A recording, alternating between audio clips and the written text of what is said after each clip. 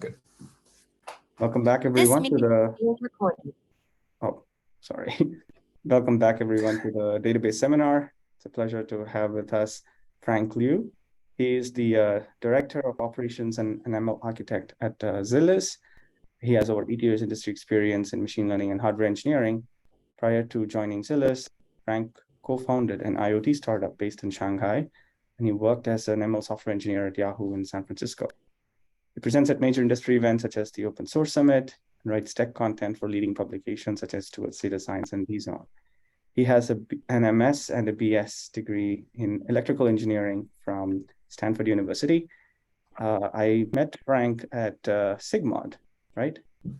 In Philadelphia earlier this summer. Yep. And we had a great chat about database systems for similarity search and AI inference and other applications where vector data and fast vector retrieval and similarity analysis was becoming critical. And this whole subsector has become a fast-growing area of the database startup world. And so Frank explained some of the stuff they've been doing at Zilliz and this open source vector DBMS that they're basing it upon. And so I was really fascinated by it. So thank you for joining us, Frank, to share all about it with us. Yeah, absolutely. Thanks for having me. Yeah, thanks for the introduction. Thanks for having me talk about Milvus. So yeah, today I'll be talking about what we do. It's called Milvus, and it is a cloud-native vector database. And for folks who are really unfamiliar with vector databases and with similarity search, I suppose no rush there, right? So I'll be getting into that very, very soon. But before I do that, again, thanks for the introduction. Usually for a lot of these talks, I do have to do the introduction myself, but sort of a quick sneak peek at some of the things that I want to chat about today. First, I'll talk about what unstructured data is, right? And then I think really leading into the idea that we have these embeddings that allow us to semantically analyze a lot of the unstructured data in the world. Then I'll talk about vector databases. I'll talk specifically about Milvus, and then I'll go over a couple of real-world use cases just to show exactly why similarity search, why vector databases, why semantic search is becoming so important. All right. So without further ado, I would say, let's dive right in. So what is unstructured data? This is actually, I'm gonna, try to minimize the peaking on the left over there, but what is unstructured data? This is actually something that I typically leave to the audience to answer. So if anybody wants to answer, I'll take answers right now. What is unstructured data? I can go. Data that is not structured. That's actually absolutely right. That's absolutely right. Actually, it's a funny story. So typically, when I go and I chat about vector databases or anything else, really, I always like to try to have this engaging conversation with the audience. And oftentimes, for the really, really stubborn audiences, I'll offer like a T-shirt. So specifically, I don't know if you can see this, but this Milvus T-shirt that I'm wearing right now. And it's actually a really interesting story. I don't want to get too off the beaten path, but I was on a date, a couple of weeks back, and she asked, I asked, okay, what about my profile did you like? Because I met her on a dating app, and she said, I like your T-shirt, and I was wearing this particular T-shirt. So it just goes to show you the power of vector databases there, right? So. Yeah, so absolutely right. It's any data that does not conform to a predefined data model. And really, some great examples of that are, images, video, audio, text, any human-generated data. But I think there's also a lot of really, I would say, less mundane examples of unstructured data as well. So, user profiles, geospatial data, IoT data streams, all of this you can think of as unstructured data, right? This is data that you really wouldn't be able to fit into, let's say, a relational database or even a NoSQL database. And before diving any deeper, I think it really pays to talk about the evolution of data. I think in the 60s, 70s, there was a huge need to store lots and lots of structured data. So numbers, characters, text, and as time progressed, we saw these really, really popular relational database management systems come out. a lot of really popular, MySQL, PostgreSQL, in the 80s and the 90s. And then sort of in the mid to late, 2000s, we ended up getting these NoSQL databases, MongoDB, Cassandra, these object databases. And I think we're moving into sort of an era, because there is so much mobile compute, because there is so much really data that's just being generated on a daily basis. We're moving to an era where unstructured data is becoming prevalent everywhere. I think there is a report from the IDC where it says probably some 80% of data is going to be unstructured by year 2020, 2027. So that is a ton of unstructured data, right? And we need to have a way to store, search, and index all of it. And I would say ever since machine learning itself has been around for a while, but deep learning, and specifically the application of deep learning to different types of unstructured data, I would say that really only took off in maybe about 2010. You look at a lot of NLP models, a lot of computer vision models, the idea that we can actually turn a lot of unstructured data through deep learning models into these embedding vectors. And these vectors, they end up actually being really, really good representations of your input data. And I'll go through an example right here. This is actually sort of visualizing exactly how these embeddings are so powerful. Is here, what I've done is these are word to vec embeddings. So these are word embeddings. It's a very, very old NLP model.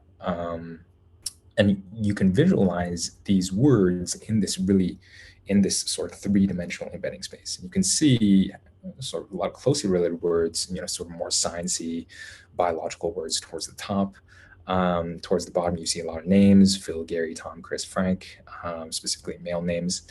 And then, over on the right, things related to, let's say, mathematical processes, some you see some sort of coding languages in the middle there.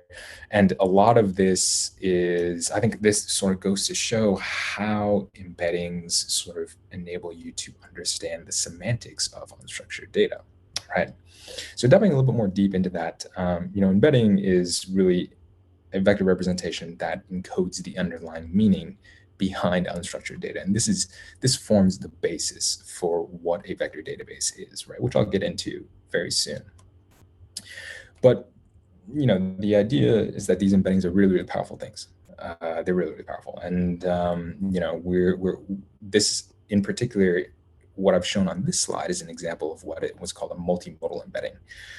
The idea that you can have embeddings of multiple modes. So in this case, a sentence embedding and an image, and have them embedded in the same space. Right? And I think you've probably seen examples from Clip or Dolly or Stable Diffusion, and these models, these really use this particular concept, I think, to great effect. Right, the idea that we can embed multiple modes of data into the same space and have these high-dimensional vectors. And yeah, this is another example to show that embeddings are really, really these powerful things. So when it comes to the actual semantics themselves, not only are we concerned about the nearest neighbors to a particular embedding, but we can also take directionality into account too. And it's pretty hard for me to explain in words, so I'll just let the visual here do the talking. But the idea being that, gender, verb tense, country versus its capital, these are all things that embeddings can encode. These relationships can be encoded into these high-dimensional vectors, these high-dimensional tensors. And another example that I like to show, this one's a little bit more visual, sort of goes into reverse image search. The idea that we can take a query image and search for its nearest neighbors in a particular data set. In this case, the data set is the Unsplash data set, and I believe this is, I think, the first 1,000 images of the Unsplash data set. You can see, these are all images which are very, very correlated with one another. And these are generated just using, Resonant 50 embeddings, thrown into a vector database. So yeah, I'll probably want to spend the next 15 minutes or so. I want to chat about these vector indexes. And vector indexes are really generally, I think when I talk about vector databases, or I go out and I sort of explain what vector databases are, I sort of won't dive too deep into vector indexes, but I think it's a good topic here because I think it shows the magnitude of the problem that we are working in, how it's very, very difficult to do similarity search at scale. There are so many different types, so many different ways of doing it, but I don't think we've really found a very, very solid way of doing so right now. So when it comes to searching across vectors, when it comes to searching across, billions and billions of vectors, we're interested in, let's say, searching for the nearest neighbors to a particular input vector. If I go back to this example, I have this query image, and these are its 5 nearest neighbors in embedding space. For me to do this at billion scale is actually a very, very difficult problem. You can imagine if I have 1 billion embeddings in my database and I want to search for the nearest, let's say 5 out of 1 billion, if I just did, let's say if I just did a naive search, if I took the distance between my query embedding and all billion embeddings in my database, I mean, that would take, who knows how long, that would take forever, right? So what we've really done, what sort of vector databases really do is that they maintain these vector indexes to help speed up the vector search process. And there are many, many different types of indexes out there today. And I'm just going to go over a couple here. And there's, regardless of what anybody tells you, there's actually merit to all of these different types of indexes, right? So hash-based, tree-based, IVF or cluster-based and graph-based indexes. There's merit to all these types of indexes. Some are used much more frequently than others because they generalize a little bit better, but there's merit to each and every one. And I'll sort of go over these in detail. But the common theme behind these vector indexes is that we want to trade off a bit of accuracy, a bit of recall, let's say top 1 or top 5, top 10 recall, for search speed. We want to really, really improve our search speed so that we can scale to tons and tons of vectors at the cost of a little bit of accuracy, right? So that's really what we want to do there. So I'll start very, very briefly by talking about one of the ways we can do sort of indexing, and that is with scalar quantization. Now, if you recall, Frank, I have these really, really high dimensional vectors, and I want to store them in my vector database.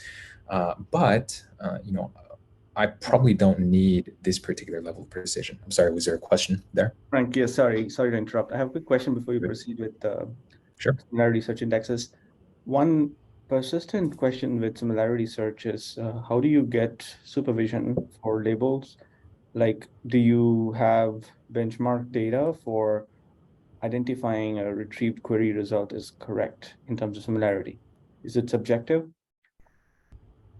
Yeah, so that's a great question. So usually there are these data sets, and these data sets are only looking at, so like SIFT 1 million, SIFT 1 billion, and these data sets are only looking at the vectors themselves. So they'll have, let's say, a pre-computed top 10 based only off of the vectors. So not necessarily based off of the vector, what the vectors represent. So if I go to this example here, again, this is definitely very, very subjective. But I think, even though this is subjective, I think the problem of figuring out which particular image correlates better with an input image is more related to, it's more of a data pipelining, a data science or machine learning problem, I think, than a problem for vector search or a problem for similarity search. A lot of what you see in a vector database really assumes that you have a production-ready model, or assumes that you have a model in mind, an ML model in mind that you want to use to generate your embeddings.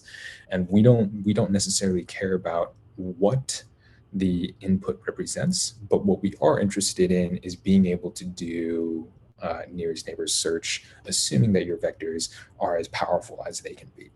I hope that, that was a very vague way to answer the question, but I hope that sort of answers it a little bit there. Okay, that makes sense. So basically, you outsource to the application user the definition of the semantics of the embedding latent space. And the understanding with the vector DBMS is that nearest neighbor is the only semantics you need for the query. And it's based on some distance metric that the application user gives you. Could be Euclidean, but could be other distance metrics, right? Yep, absolutely. Sounds absolutely. Good. Thanks. I think you really hit the nail on the head there. Absolutely. Yeah, so what we're really concerned with is just being able to identify the nearest neighbor vectors to a particular query vector. So again, going back to this example, I have these query vectors on the left, and those are my nearest neighbors on the right.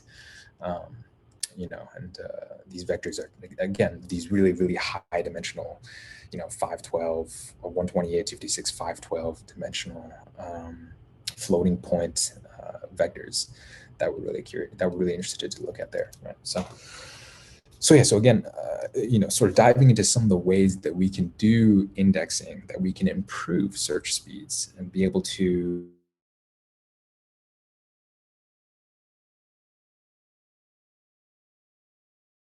really straightforward. The idea that we can take a floating point number, and in this case, all floats in a vector, and quantize it into, let's say if I were to use int 8 or uint 8, quantize it into 256 bins based on the range of, let's say, each input value. That's scalar quantization. And if you think about it, what I've done, if I have, a vector of float 32s and I quantize it into uint 8s, I've essentially reduced the size of my index by a factor of 4. But I think, this step function that you see here, is sort of illustrates this problem perfectly. It doesn't really take into consideration the distribution of your data, and that's a huge problem with scalar quantization and with locality-sensitive hashing as well. So locality-sensitive hashing is another way of doing vector indexing and speeding up the search process. Again, with a vector database, we are concerned with approximate nearest neighbor search in general, being able to find the nearest neighbors to a particular query vector. Now, locality-sensitive hashing is really well studied theoretically, and I won't go too much into that. But the idea is that instead of, for traditional hashing, what we want to do is we want to have the hash be entirely random. So we want to have, let's say, if I have, a very large file and I change maybe just one byte of that file, I want to have the hashes be, totally different. For locality sensitive hashing, we want the exact opposite. So we want to have very similar, very nearby vectors fall into the same bin. And again, locality sensitive hashing is not really one particular algorithm, but it's really a class or a family of algorithms that suffer really, I think, the same problem as you see here in scalar quantization, which is that they don't really look at the distribution of your data. So you'll have, you have these really high dimensional these vectors in high dimensional space, and they follow a particular distribution. So have these machine learning models, and unless you have a prior or you regularize the embeddings to be, let's say, Gaussian distributed or uniform distributed, Gaussian distributed, let's say, and like an autoencoder or a variational autoencoder, excuse me, you end up having these very weirdly shaped distributions. So locality sensitive hashing and scalar quantization, they really don't lend that well to nearest neighbor search. And this really brings me to sort of some, like tree-based algorithms. This one is sort of one of my favorites. It's called Approximate Nearest Neighbors OEL, or ANNOY. It was actually invented at Spotify. But the idea here is we have this very high dimensional space. We split this space into two halves, split it again, based on, we pick two random points, and we use those two random points to to create a hyperplane which splits the entire embedding space in half. We continue to do that many times until we've created essentially a very large tree of these embeddings, and we can search. We can do nearest neighbor search based off of that, right? Again, because we've divided out our embedding space into these really small chunks. So that's ANNOY. Again, this is an algorithm that's sort of created at Spotify. Probably not really used that much in production today, but it does work well for some data sets. And again, annoy, unlike scalar quantization, unlike locality sensitive hashing, annoy definitely takes into consideration the distribution of the data, and that's what makes it a much more appropriate choice than the above two. An inverted file index is an extremely commonly used way of doing vector search or of doing approximate nearest neighbor search in a vector database. And the idea here being that we use clustering to split our high-dimensional search space into these individual cells that you see here called Voronoi cells. And essentially, the idea is that to take your entire data set, do k-means clustering, use Lloyd's algorithm to find these centroids, and then assign everything, for example, that falls into this particular space, all vectors that fall into this particular space, to this centroid there. Now, when we do search, right, we simply search for the nearest centroid to our query vector, and we've essentially reduced our search scope by a pretty significant amount, if you think about it. So that's IVF, right? And again, this is a family of algorithms that uses clustering to do nearest neighbor search on these large scale vector data sets, and this is a much more powerful way of doing things. Product quantization, I think, also goes into a very similar vein there, and I'm already spending quite a bit of time on this section, so I'll try to speed things up. Product quantization goes into a very, very similar vein where we have the original vector, and we essentially, what we do is we split this vector into many, many subvectors and quantize each vector into a single code. And that single code is simply, again, using Lloyd's algorithm, using k-means, we find the centroids for each one of those subvectors, and then we assign each subvector to its nearest, we give it an index that corresponds to its nearest centroid. So, again, we don't have to go too much into the details behind product quantization, but here you see that for this particular way of doing product quantization, we've achieved a 64x reduction in memory usage, and we've greatly speeded up the process with which we can do approximate nearest neighbor search as well. So that's product quantization there. The last one that I'll really go through is probably the most commonly used way of doing vector indexing. And it's also the most, I would say it also generalizes the best. Now, obviously, there are some data sets where HNSW doesn't work quite well. But again, I think most folks, when they do vector search, most vector databases, if they have like a default implementation for a vector index that they'll use, it probably is HNSW or some other graph-based algorithm. And the idea behind HNSW is that we maintain these different layers of graphs where each of these dots you see corresponds to a vector in our vector database or our vector data set. And the uppermost layers have these very long connections, and the lowermost layers have only maintained these very, very short connections. And the idea is that we search through all these layers until we find our nearest neighbor to a query vector. Again, we can search at very, very rapid speeds using the uppermost layer, and then we have increasing granularity as we move to the lower layers. So, why did I sort of go over all of these different types of ways to index vectors? Why did I sort of do like a crash course on that? I think is not really to show exactly how all these vector indexes work, but really to show that there are so many different ways of doing nearest neighbor search, of building a vector index that is very, very difficult. It becomes a very, very difficult problem for really, that's why vector search is so hard. Right, that's why vector search is so hard. It's not like, in a relational database where you just build a B tree, or, you see a lot of these NoSQL databases,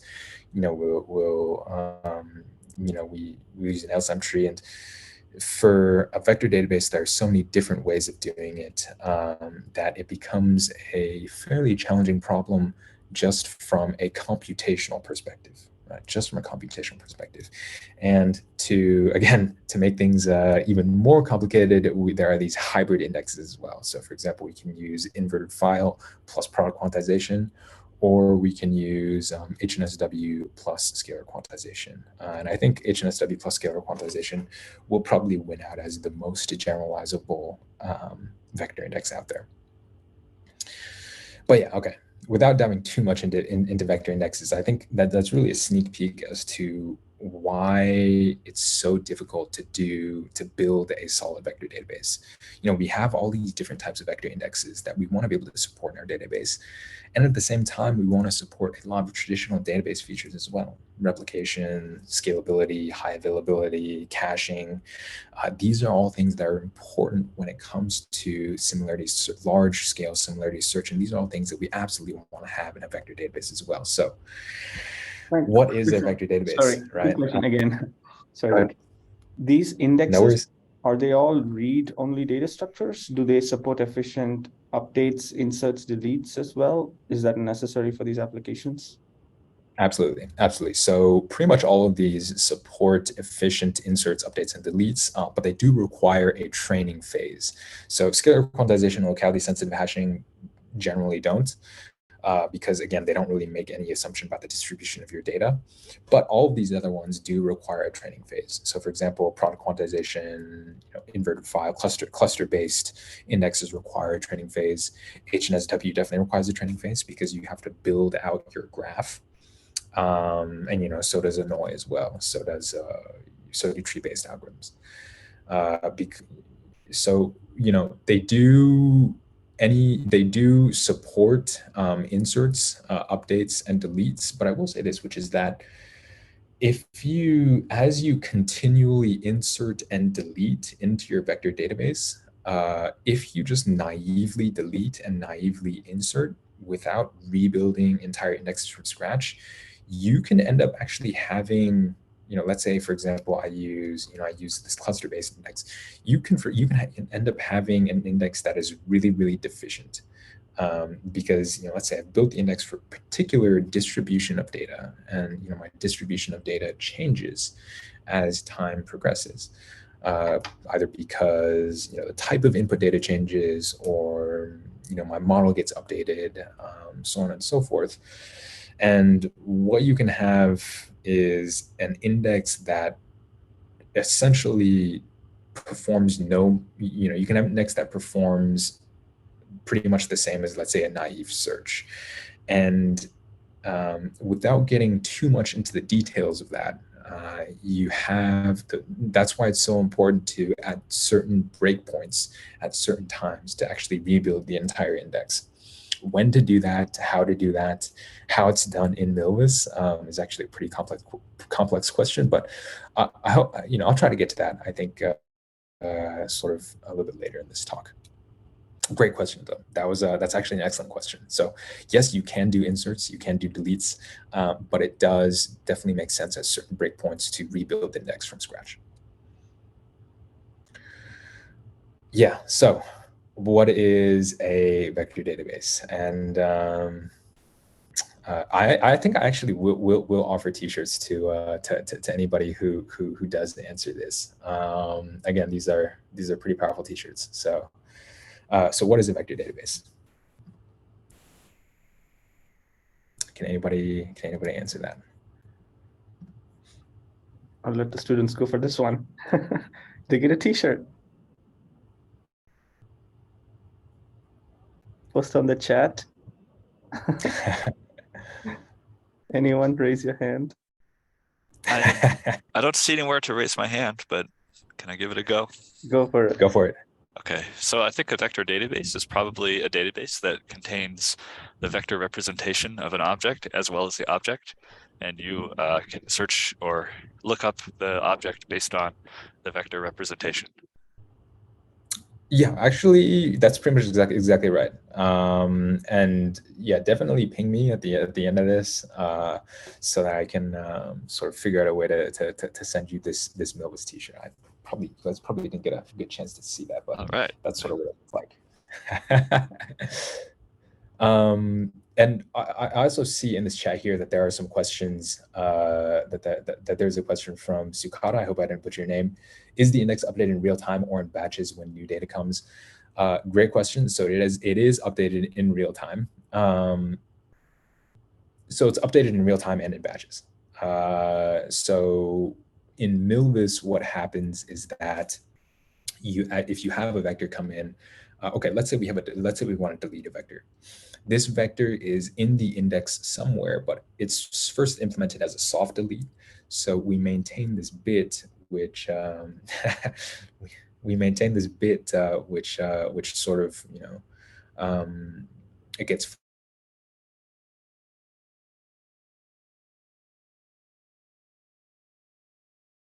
flipped. It's sort of marked as a deleted vector. And once, let's say, 10% of the index is deleted, or 20%, or some particular threshold is reached, we'll actually rebuild the index in the background. So that's typically how it's done there. So that's typically how it's done in Milvus. So yes and no. So it is updated in real time, but it is implemented as a soft delete, and the rebuilding actually happens at certain checkpoints. And if the model is updated, do all documents need to undergo reindexing, or is there a better solution? Again, that is also a great question. Keep these questions coming. So for now, all documents do need to be reindexed. I think, with that being said, there are ways of avoiding, if you have like 1 billion vectors, you probably don't want to reindex all billion vectors. Not only does that computation cost a lot, but it's also the indexing will cost. If you're using graph-based algorithm, the indexing is gonna run like 2 or 3 days as well, or maybe even more.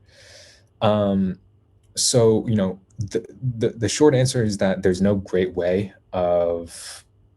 better solution right now. The best way is to do reindexing, but I think as vector databases mature, and as this particular need becomes more prevalent, the need to avoid undergoing reindexing every time a model comes. Let's say, new week or new month, the data science team sent me a new model. Yes, there hopefully eventually will be a way for us to avoid having to undergo reindexing. But for now, reindexing is the only solution there. Yeah, okay.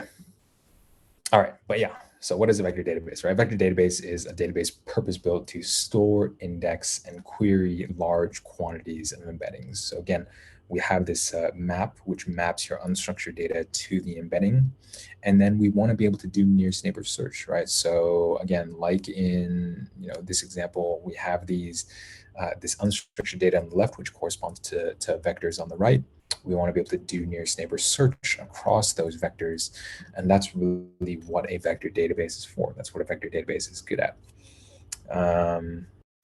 So yeah, again, I won't go too much into this. Vector databases in production, I sort of split. This is very kind of a little bit hand wavy. I will admit the idea that in production, you have this data pipeline, you have model serving, and vector databases really sit at the end there. They are meant to be the key or the core piece of data infrastructure that you use to implement this AI application, or to implement this application that leverages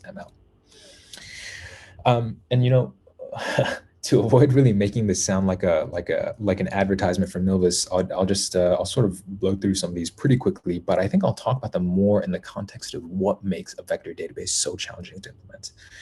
And a vector database is really a compute-heavy database.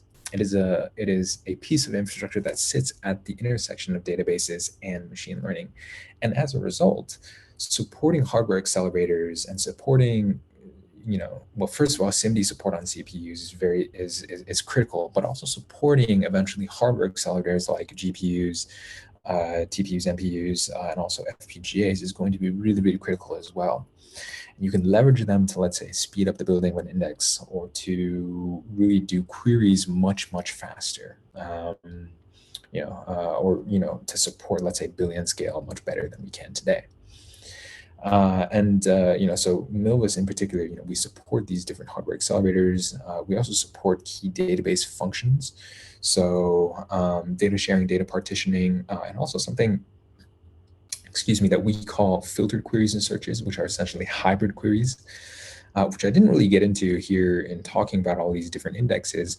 But the idea behind a hybrid query is that you have these metadata associated with each vector.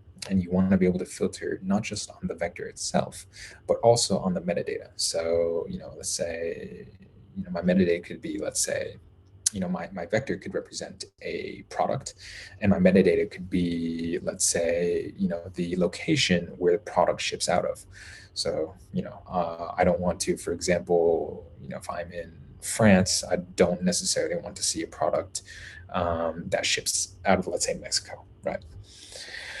We also have, again, multiple options for indexes and similarity metrics, HNSW, NOI, disk ANN, which I didn't really get into, but it also is a graph-based index that is stored on disk. And we also support Euclidean, cosine distance, or L2 distance, cosine similarity, and a lot of Boolean similarity metrics as well. And on top of that, we have a number of SDKs: Python, Go, Node, Java. So, again, to summarize here, it's pretty difficult for a vector database to be, I think this is what makes a vector database so challenging, is that not only do you have all these different types of indexes, but you also want to have a lot of your traditional database features inside of a vector database as well. And that requires a complete reimagining of how we build this database, how we build it from the ground up. Now, you see, I don't really want to take away from the difficulty, how difficult it is to build a traditional database, a relational database, or a NoSQL database, or semi-structured database. But I think, to be able to do this, I think it really requires a reimagining of our database architecture. And I'll get to that momentarily. So again, Milvus is cloud native. We are Kubernetes native. We support deployment through Helm, and sort of a lot of your cloud native vector database features, such as separation of storage and compute, fully elastic, horizontally scalable, all of that is present in Milvus as well. And I won't get too much into this, but we also, I won't get too much into this. I sort of did reuse part of these slides, so I apologize for that. But we also do have a way of doing what we call vector data ETL, and sort of turning unstructured data into vectors sitting upstream to Milvus. We have a project called Toki to do that. For the folks who are interested there, I'm happy to share a link to that at the end of the seminar. Well, we also have a lot of these administrative and visualization tools as well to sort of help you see what's going on inside of the vector database, and to help you really, let's say, do queries through the UI. Okay, so switching gears a little bit, I do want to talk very briefly about the Milvus architecture. I probably won't talk too much about this, but I definitely will spend a bit of time here. So this is a very high level architecture, right? And I think really you can break it down into 4 separate components. So first, you see here is the access layer, which I've sort of tried to highlight with my mouse cursor there. Second is the coordinator service. Third is the worker nodes, and fourth is sort of object storage plus message storage, so the storage layer. And I'll get into each of these individually here. For those of you who are interested in learning more about Milvus, we do have a paper which appeared in BLDB this year called Manu, a Cloud Native Vector Database Management System. Manu is sort of the name that we gave the Milvus 2.0 architecture, cloud native architecture. And I'm happy to send a link out to that at the end of the seminar for folks who are interested as well. So, the access layer in a database really is there to forward a lot of the input commands to the appropriate servers or to the appropriate nodes. So it'll forward DDL and DCL commands to the coordinator service, and DML commands to message storage. And access layer is really responsible as serving as a buffer between the user and everything else that's going on inside of the vector database. Then we have the coordinator layer. And the coordinator layer is really meant, within the coordinator layer, we have all these coordinator services which correspond to a specific type of worker node. In this case, the data nodes or the data coordinator nodes are there to actually help us with the data operations themselves. So as I mentioned before, data gets flushed to object storage. It'll get compacted at certain breakpoints. We'll actually rebuild the index. We'll reload all of the data, rebuild the index. And data nodes are responsible for a lot of that data coordination. Query nodes are, as you can imagine, responsible for querying. So, the query nodes, every time a query request comes in, query nodes will have the indexes loaded and distributed among them, and it'll allow them to do the querying in parallel that way. And then we have the index nodes, and the index nodes are really there primarily to re-index your data, or to index your data at the very beginning as well in a vector database, right? So that's the coordinator layer, and the worker layer is really there to support everything that's going on in the coordinator services. So every coordinator service, with the exception of the root coordinator, has a corresponding worker node cluster, and this cluster is there to that cluster, you can scale it horizontally however you like. So if you're doing a lot of querying, but your data is very, very static, you don't really do updates or deletes, you can have one or even zero, data and index nodes, to do that. And then you just have, let's say, 3 to 5 query nodes to be able to handle your high volume of queries. And then, we also have the storage layer. And the storage layer, we use object storage. As a cloud native database, we use object storage for a lot of this. We use blob storage, so anything S3-like. And then, that really allows us to leverage a lot of cloud functionality, a lot of cloud features to be able to really have a truly cloud native vector database. All right, so some key takeaways for Milvus and for I think the reason we architected Milvus like this is really so that we could, not only separate storage from compute, but separate different types of compute, separate different compute options from each other as well. Compute operations from each other as well. So querying and indexing, these are 2 things that need to be done ideally in parallel at different points in time. And data management is also something that needs to be done in real time, but maybe at different levels for different applications. And by splitting out different types of computation, and again, splitting out computation from storage, I think this really allows us to achieve the type of scale that we want in a vector database. I think this type of architecture, it really borrows a lot from traditional databases, and it's really what allows us to achieve the type of scale that we can with Milvus. Frank, so again, sure. This is very fascinating, very cool. Couple of things about the worker node layer and the decoupling. Sure. There's Manu. You said Manu, right? Yep. Is it auto scaled, or is it like a provisioned, preloaded warehouse style approach? Can we elastically scale up and scale down, or what is the registration mechanism for resources with the workers? Yeah, so you can elastically scale up and scale down depending on your, let's say, your load. So let's say I am a product recommendation service, or I'm a product service.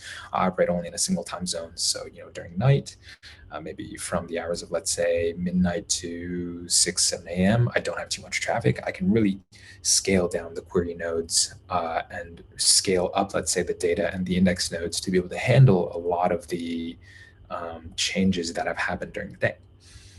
So this is really fully, it is a fully elastic architecture. You can really do with it what you want. And I think that's a pretty general way of putting it, but I really think that's the best way of putting it. I think depending on your application type. Yep. Got it. And the second question is, this is interesting that you decoupled data query and index as different types of workers. Whereas in traditional relational DBMSs, indexes are co-located with the query processing engine, right? Because it could be part of your physical plan and stuff like that, or access path selection. If the index node is separate, does that mean the index data structure sits separately from the actual vectors themselves? And are you doing cross-referencing to retrieve the vectors when the search results are returned? That's a great question. So I'm actually going to go back to the example of the indexes back here. So let's say, for example, I was using scalar quantization to quantize my vectors, in the index. what happens in Milvus is that as you insert a vector into the database, the user doesn't really know what goes on in there. So if I were to use scalar quantization, for example, I would get returned a vector ID, and the vector, to the best of my knowledge, is inserted into the database. But really, if I'm using scalar quantization, it's the quantized version of the vector is inserted, not the original vector. So, even though I have effectively indexed the vector, it is not the original vector. And instead, what the user gets back is this vector ID that corresponds to the unstructured data that they indexed. So, going back to your question, let me go back to the architecture slide here of sort of indexing versus querying. So, when you do indexing, oftentimes you're really only concerned with being able to conduct that similarity search at a very, very fast scale, excuse me, at a very, very fast speed at a large scale. And then when it comes to querying, again, all you care about is being able to find those nearest neighbors, or being able to find all nearest neighbors within a certain range of your query vector, within a certain distance of your query vector. So that's why we ended up splitting out the indexing from the querying, and being able to do these two things separately. Indexing, again, indexing and querying are both very, very compute heavy processes, but being able to do these things separately, I think, gives us it again allows us the flexibility of to target different types of applications. If we have one that requires very, very high QPS, but maybe the data doesn't really update very often, we can sort of balance ourselves more towards the query nodes, versus one that, let's say, the queries only come in very occasionally, but my data is being updated constantly. Then we can scale out the data nodes and the index nodes to be able to support that type of operation. I hope that answers your question. Sounds good. One more question before we continue is fault tolerance built into this architecture? Like, I see there's also a question from Tanmay. Great question. The process of mid-indexing, does it start from scratch? So I guess that's also a fault tolerance question. Yeah, and this is actually something that I should have touched up on in these slides, but I didn't. Again, I borrowed these from. Okay. So I do mention it briefly. So we have what's called a log broker. And this logging service essentially allows us to, all data, every command, every piece of data is stored as a log in object storage. And this is what allows, having this log broker is, fault tolerance is sort of built around this log broker, in that this is what gives us sort of data persistence, and this, all events going through this message storage, all events going through this log broker. This is what allows us to achieve, let's say, if we want to, not just if we want to travel back to a point in time, let's say a week ago, what did the database look like? But also if, let's say, I have a fault in my, let's say, query coordinator service. What I can do is, I can reboot that particular service, restart the query nodes, and have data be read back in from the log snapshot in order to be able to restore my database to how things were prior to the fault. And all of this can happen very, very seamlessly as well. All this can happen, fairly quickly, and, at a pretty fast speed as well. So fault tolerance is more or less built into this database. I should have added a slide sort of talking about the log broker, or maybe even 2 slides, because it's actually pretty important to the entire architecture. But I definitely will do that. I'll definitely try to share these slides afterwards, and I will be sure to add a slide or 2 about that. Great question. Great question. Let me check to see if there are any in chat. Just a second here. Okay, so another one from Tanmay. I hope I didn't butcher your name. I'm curious what happens at Google scale when trillions of documents need to be vectorized and models also being updated frequently. That is a great question. So Google actually has their own sort of vector similarity search service as built in as a part of Vertex AI. And to the best of my knowledge, I think if you have a model update, you have to reindex everything as well. Yeah, and the second question is, one issue I've faced in the past that if the process crashes mid-indexing, do you have to begin from scratch? Also, does Milvus provide checkpointing for this? If so, how? So yeah, great question as well. If the indexing does crash in the middle, you actually, it depends on the index that you're building. So if you're building a graph-based index or a tree-based index, you can actually resume indexing from the middle. And again, that really helps when you have a index that takes like many days to build. If you have an index, if you have a cluster-based index like IVF or product quantization, unfortunately, you have to restart from the very beginning, because it does require a training process that requires building out the centroids. And until you've built out the centroids for your particular quantizer, or for IVF, you unfortunately won't be able to, resume indexing in the middle of the index. Yeah, great question though. Great question. Keep them coming. Keep them coming.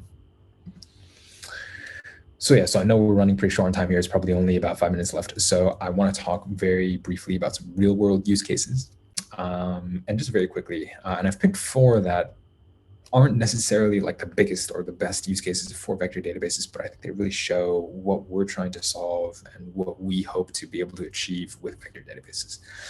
And the first is, we built something called ArtLens AI. And I encourage everybody, or AI ArtLens, I forget which is which, or I forget which comes first. But I encourage everybody to actually go online and check this out. And this is actually something that we built with Cleveland Museum of Art. And the idea is that with a pose or with an image, we can actually find we can find ourselves a piece of art, sort of similar to what you see here, that is related to that. And Cleveland Museum of Art, they, they're not like Google or like Amazon or like Facebook, where they have a ton of engineers, a ton of resources to devote to this. But they were actually able to build out this particular system in, I want to say, about a week, maybe 2 weeks. And again, using Milvus as the key piece of underlying data infrastructure. And I think that's really powerful there. Threat detection, this is probably one of the lesser known. Again, it's weird because I'm starting with the lesser known use cases and then going to the more common ones. Threat detection, the idea that we can actually, you have all these APKs or these EXEs, executables, and you can embed them into a space and be able to search and say within a particular range, how many, of this particular query, how many are threats and how many are known, let's say, okay, or valid executables. And this is one of the ways that you can do threat detection, right? Is actually by embedding these executables into an embedding space and being able to search for them in Milvus. Property search, this is actually something that we did with Compass, where you can search not just based on, let's say, number of bedrooms, number of bathrooms, number of square feet, stuff like that. But you can actually search based on the floor plan and the outline and the orientation of a home as well, to have much more personalized search and much let's say, higher user satisfaction and higher relevancy in your search results. And again, it's weird because I start from the lesser known ones. I go to some of the biggest applications. Product recommendation, I think. The future of product recommendation is semantic. Well, not think, definitely is semantic. The idea here being that, we have these products and these products have descriptions and they have images, and we want to be able to embed these products into a space and have user profiles embedded in the same space as well. And that way we can be able to recommend new products to users based on what they've previously bought, based on their previous user profile. They have maybe a location in this high dimensional embedding space that they sit in. So this is actually something that we did for Tokopedia, but also for many other we also did this for eBay and also for Walmart as well. They're using open source Milvus. So yeah, so those are 4 very, very quick real world use cases. I know we're running really, really short on time, so my apologies there. Here are some resources. Feel free to get in touch with me directly if you'd like, if you have any follow-up questions. Milvus is entirely open source. I can't believe through this entire presentation, I actually failed to mention that. Milvus is 100% open source, so you can download it, play with it, do whatever you'd like with it. And yeah, thanks for listening, and definitely open up to questions. Again, we don't have too much time. I apologize about that, but if there are any questions, I'm open to them. Okay, great. Thank you, Frank. You got it done in time. You got the whole slide deck done. That's great, and you took a lot of questions. That's round of applause. Yeah. What's that? Round of applause. Oh, thank you. Yeah, well, I hope it was informative, and I hope it sort of at least piqued folks' interest about what a vector database is and why it's needed today. Okay, and congrats again on the VLDB paper. I'll go and check it out as well. Absolutely. Thank you. I guess we are at the top of the hour. Is there any one more? I can probably take one more question. No? Okay, so Zilliz is growing, I guess. So you are still hiring. So great. So students who are interested in database systems engineering, AI infrastructure engineering, please do contact Frank. Feel free to reach out directly. Yeah. And anybody who wants a t-shirt, let me know as well. These are pretty powerful t-shirts, like I said, so you'll definitely want to get your hands on one. Sounds good. Okay, I think we can wrap it up here. Thank you, Frank, again for the wonderful talk, and we learned a lot of new things about vector databases today. Absolutely. Yeah, thanks for having me. Okay, I'll stop the recording here.